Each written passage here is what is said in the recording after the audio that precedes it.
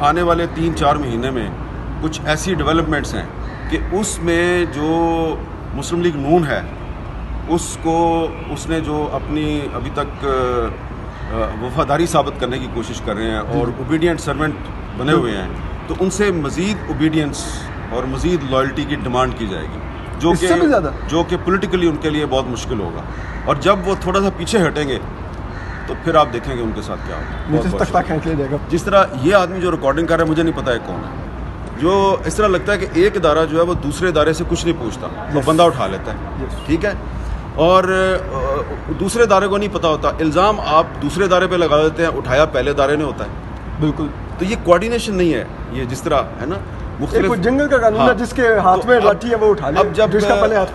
اب آپ نے دیکھا کہ کورٹ میں جسٹس محسن افضل کیانی کے سامنے حکومت پاکستان نے آج یہ کہا ہے کہ آزاد جموں و کشمیر ایک فورن ٹیریٹری ہے، ٹھیک ہے، فورن آج مان گیا نا آپ کہ ایک فورن ٹیریٹری ہے، تو پھر یہ بتائیں کہ وہاں پہ رینجرز جو ہے وہ کیوں جاتی ہے، اور جب آزاد کشمیر کا وزیر اعظم جو ہے وہ کہتا ہے کہ میں نے رینجرز کو نہیں بلایا، ٹھیک ہے، تو وہ کس کی اجازت سے گیا؟ تو اگر یہ فورن ٹیریٹری ہے تو اب آپ نے خود ہی احمد فراد کے کیس میں جو کشمیر کا مسئلہ ہے اس کو ایک نئی ڈائمنشن دے دیا ہے۔ اب آپ نے جو احمد فراد پہ پہلے ایک دھیر کوٹ تھانے میں جھوٹی ایف آئی آر درج کی، پھر آپ نے مظفر آباد تھانے میں جھوٹی ایف آئی آر درج کی، تو اب آپ جو پاکستان کے دشمن ہیں ان کو یہ کہنے کا موقع دے رہے ہیں کہ ایک طرف حکومت پاکستان کہتی ہے کشمیر فورن ٹیریٹری ہے، اور دوسری طرف وہاں کا ایک شاعر جو ہے اس پر اسی طریقے سے جھوٹے مقدمات قائم کیے جا رہے ہیں، دہشت گردی کے، شاعر کو دہشت گرد کہہ رہے ہیں۔ اور پھر جو آپ کے جو نئے اپوائنٹڈ پروسیکیوٹر جنرل ہیں انہوں نے کہا جی کہ احمد فراد اسی قسم کے واقعات میں ملوث ہے جس طرح کے واقعات 9 مئی کو پاکستان میں ہوئے تھے۔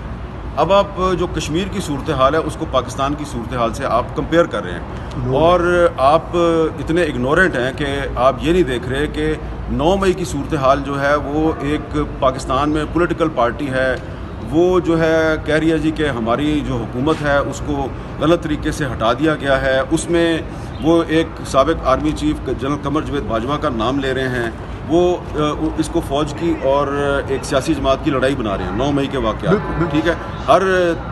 ہفتے جو ہے وہ آئی ایس پی آر کی پریس ریلیز آتی ہے کہ 9 مئی کے ذمہ داروں کو ہم معاف نہیں کریں گے، اور ادھر پروسیکیوٹر جنرل کہہ رہا ہے جی کہ آزاد کشمیر میں بھی وہی کچھ ہوا ہے جو 9 مئی کو ہوا تھا، حالانکہ آزاد کشمیر والے جو ہیں وہ سستی بجلی مانگ رہے تھے اور وہ آٹا مانگ رہے تھے، ٹھیک ہے۔ تو اگر اب آئی ایس پی آر کی جو پچھلی کل کی جو پریس ریلیز ہے اگر آپ اس کو سامنے رکھیں تو اس میں کہا گیا جی یہ سب کچھ غیر ملکی ایجنڈے پہ ہو رہا ہے، تو اب آپ اس کا مطلب ہے کہ احمد فراد کو آپ غیر ملکی ایجنٹ قرار دے رہے ہیں۔ تو معاملہ جو ہے نا وہ پاکستان کے جو ریاستی ادارے ہیں جو کہتے ہیں کہ آزاد کشمیر ایک فورن ٹیریٹری ہے، انہوں نے اس معاملے میں کافی گڑبڑ کر دیا ہے، پاکستان کے جو دشمن ہیں ان کے ہاتھ مضبوط کیے جا رہے ہیں، اور ایسا لگتا ہے کہ اس وقت ہمارے اداروں میں وہ لوگ جو ہیں ان کا اثر و رسوخ ابھی تک موجود ہے جو کہ جنرل قمر جاوید باجوہ کی اور جنرل فیض کی پالیسی پہ چلتے تھے، ان کی باقیات، اور جو زبردستی کشمیر جو ہے وہ اس کو سرنڈر کرنے کی کوشش کر رہے تھے۔ یہ جو آپ دیکھیں کہ احمد فراد کی جو گرفتاری کا دن ہے وہ کون سا دن ہے؟ جس دن آزاد کشمیر کی حکومت اور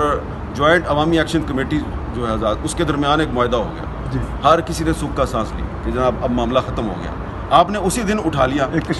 کشمیری شاعر کو اٹھا لیا۔ اس کا کیا مطلب ہے کہ آپ چاہتے ہیں کہ وہ جو معاہدہ ہوا ہے وہ ثبوت آ جائے، آپ چاہتے ہیں کہ کشمیر میں دوبارہ گڑبڑ ہو، آگ لگی تو اب اگر آپ احمد فراد پہ دہشت گردی کے مقدمے قائم کر رہے ہیں اور آپ اس کو چھوڑنے کے لیے تیار نہیں ہیں، اور ابھی آپ نے اس کا جو ریمانڈ ہے فزیکل ریمانڈ بھی دے دیا، تو اس کا مطلب یہ ہے کہ آپ کے یہاں پہ کوئی پرابلم ہے، ٹھیک ہے۔ اب آپ جو احمد فراد کے لیے آواز اٹھا رہے ہیں ان کو غدار کہتے رہے، 100 دفعہ آپ غدار کہیں، لیکن آپ کے عمل سے آپ کے ایکشن سے یہ پتہ چل گیا ہے کہ آپ آزاد کشمیر میں امن و امان نہیں چاہتے، آپ ایک طرف عدالت کو کہتے ہیں فورن ٹیریٹری ہے، دوسری طرف آپ فورن انویڈر کا کردار ادا کر رہے ہیں، تاریخ آپ کو اس کردار پہ کبھی معاف نہیں کرے گی۔ میر صاحب آپ کو یہ نہیں لگتا کہ آپ نے صرف ایک شاعر احمد فراد کی آواز دبانے کے لیے آپ نے پورے کشمیر کے مسئلے کو مزید ڈسپیوٹڈ کر دیا، یہ کہہ کہ وہ تو فورن ٹیریٹری ہے؟ نہیں، وہ ٹھیک ہے، وہ آپ کہتے رہے فورن ٹیریٹری، یہ تو انہوں نے اپنی جان چھڑانے کے لیے کہا ہے، لیکن یہ اس کو فورن ٹیریٹری تو نہیں نہ سمجھتے۔ میں تو بڑے ادب سے پوچھ رہا ہوں کہ اگر کشمیر فورن ٹیریٹری ہے تو رینجرز کس نے بھیجی وہاں؟ آپ کہتے ہیں جی رینجرز کی گاڑیوں کو آگ لگا دی، تو آج تو آپ کا موقف غلط ثابت ہوگا. آپ نے کورٹ میں کہہ دیا وہ فورن ٹیریٹری تھی, تو بھائی فورن ٹیریٹری کا پرائم منسٹر کہہ رہا ہے کہ میں نے رینجرز نہیں بلائی, تو آپ نے رینجرز وہاں کیوں بھیجی؟ اگر وہاں پہ رینجرز کو آگ لگی ہے تو پھر تو یہ وہاں کے لوگوں کا رائٹ تھا کہ ایک فورن ٹیریٹری کی جو فورس ہے وہ ان کی مرضی کے بغیر وہاں فورن ٹیریٹری میں داخل ہو گئی, ٹھیک ہے, تو انہوں نے جو کرنا تھا کیا. تو آپ تو غلط ثابت ہو گئے, آپ تو خود اپنے پاؤں پہ کلہاڑی مار رہے ہیں, ٹھیک ہے نا. آپ تو کشمیریوں کو پاکستان سے بدزن کرنے کی کوشش کر رہے ہیں. آپ بھلے جتنے مرضی دعوے کرتے رہیں کہ جو کشمیر ہے ہم ان کے ساتھ کھڑے ہیں اور کشمیریوں کی جو جدوجہد ہے ہم اس کے ساتھ کھڑے ہیں, لیکن آپ کا عمل کیا ہے؟ آپ کا عمل یہ ہے کہ آپ نے آج کورٹ میں کہا ہے کشمیر فورن ٹیریٹری ہے, اور آپ کو اس سوال کا جواب دینا پڑے گا کہ پھر اگر فورن ٹیریٹری ہے تو رینجرز کس نے بھیجی وہاں. اچھا میر صاحب, آخر میں چلتے تھے, سوری آپ کا میں نے کافی ٹائم لے لیا. یہ جو میڈیا پر پابندیاں ہیں, ٹھیک ہے, ایک طرف لیجسلیشن کی جا رہی ہے, دوسری طرف کیمرہ حملہ آور ہے کہ آپ عدالتی پروسیڈنگ رپورٹ کریں, آپ یہ نہ کریں. آپ کو لگتا ہے, آپ نے پچھلے دنوں آرٹیکل بھی لکھا تھا کہ جب بھی کوئی حکومت جانے والی ہوتی ہے تو میڈیا اور عدلیہ سے محاذ کھولتی ہے, یہاں پر آپ کو لگتا ہے کہ بالکل وہی دن آ گئے ہیں اور یہ ایک ایسی نہیں دیکھیں, یہ کوئی نئی بات نہیں ہے نا. یہ مسلم لیگ نون کی حکومت جب بھی آتی ہے نا وہ عدلیہ سے بھی لڑتی ہے, وہ میڈیا سے بھی لڑتی ہے. تو یہ میں تو بڑی دیر سے وارن کر رہا تھا اپنے ساتھیوں کو. بالکل, آپ نے لاسٹ ایئر اکتوبر میں بھی کہا, میں نے کہا تھا کہ یہ ہمیشہ نون لیگ والے جو ہیں یہ جب بھی حکومت میں آتے ہیں یہ عدلیہ سے اور میڈیا سے لڑتے ہیں. تو پی ٹی آئی والے بھی یہی کر رہے تھے اور یہ بھی یہی کر رہے ہیں. لیکن اس میں ہوگا کیا؟ اس میں ہوگا یہ کہ اب کچھ آنے والے 3-4 مہینے میں کچھ ایسی ڈیولپمنٹس ہیں کہ اس میں جو مسلم لیگ نون ہے اس نے جو اپنی ابھی تک وفاداری ثابت کرنے کی کوشش کر رہے ہیں اور اوبیڈینٹ سرونٹ بنے ہوئے ہیں, تو ان سے مزید اوبیڈینس اور مزید لائلٹی کی ڈیمانڈ کی جائے گی, جو کہ پولیٹیکلی ان کے لیے بہت مشکل ہوگا. اور جب وہ تھوڑا سا پیچھے ہٹیں گے